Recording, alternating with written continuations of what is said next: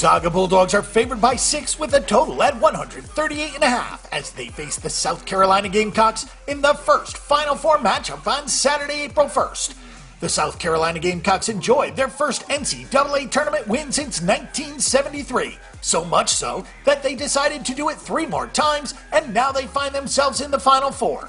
The Gonzaga Bulldogs probably did not expect to be the more experienced team at this stage of the game, but Mark Few's bunch is a big favorite to make it to the national championship game for the first time in program history. It is the first time ever in the Final Four for both teams, and CBS network executives probably are not too excited about this matchup. Gonzaga is not based on seeding, but there's something to be said about a mid-major from the West Coast Conference potentially playing for a title, and South Carolina is simply a Cinderella story. It is incredibly hard to believe that this is the same South Carolina Gamecocks team that lost 6 of its last 9 games, including a one-and-done in the SEC Conference Tournament with a double-digit loss to Alabama. With 4 straight wins and 4 straight covers in the NCAA Tournament, the Gamecocks are now 26-10 straight up on the season. The Gamecocks beat just 2 of the 68 NCAA Tournament teams during the regular season. The Gamecocks have shown an extra offensive element in the NCAA Tournament, but at their core, they have been a tenacious defensive team all season. If the axiom is true about defense traveling, it is going to help the Gamecocks in a big way.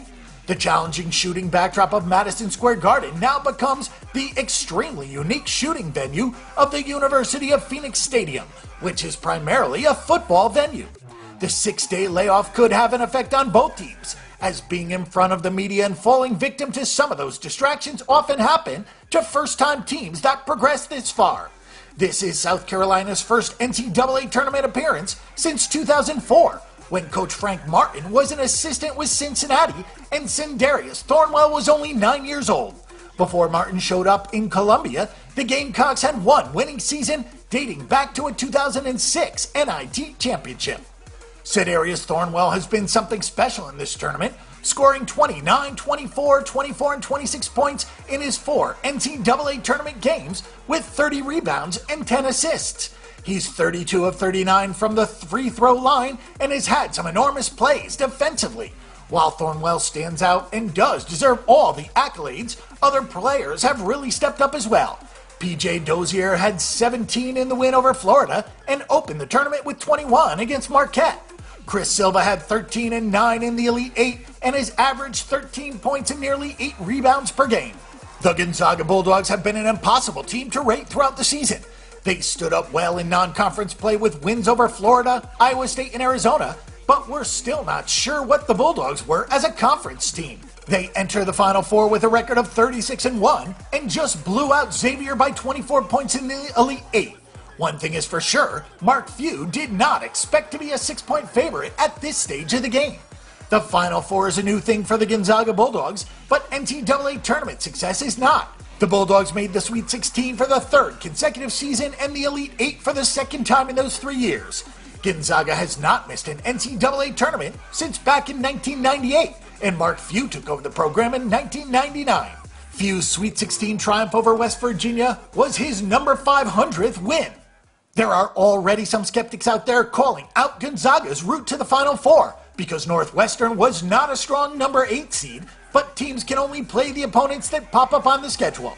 Some will scoff at Gonzaga's draw here in this game as well. It certainly does help Gonzaga that they have power conference talent and they have drawn some of the weaker power conference teams, West Virginia aside. But that cannot be used as a criticism of the Bulldogs. It's simply a byproduct of the way that the tournament is set up. For the most part, Gonzaga has taken care of business when it matters. Different players have taken turns making big shots for Gonzaga. Up until the blowout win over Xavier, Nigel Williams-Goss had been fairly quiet. The regular season leading scorer had a quiet 20 against Northwestern because he was only 6 of 19 from the line. He was 2 of 10 against West Virginia with 5 turnovers against only 2 assists, but he had a big 23 points in the win over Xavier. Perzimek Karnowski was really quiet against Xavier with just 5 points. Cal transfer Jordan Matthews has scored at least 10 points in each of the NCAA Tournament games, but is just 16 of 44 from the floor in this tournament. After a slow start, Jonathan Williams has 32 points over his last 2 games. The scary thing about Gonzaga is that the Bulldogs have had a lot of guys looking for their shots, and yet they're still in the Final Four. That's a testament to the depth and defensive prowess of the Bulldogs.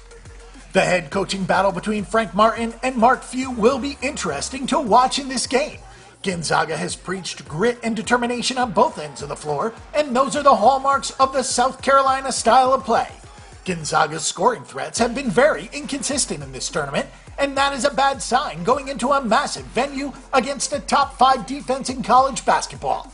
This should be a low-scoring game, even though the total of 138.5 does not quite suggest that. This is a very unique shooting backdrop for the players, and both teams are going to be stronger defensively than offensively in a matchup like this.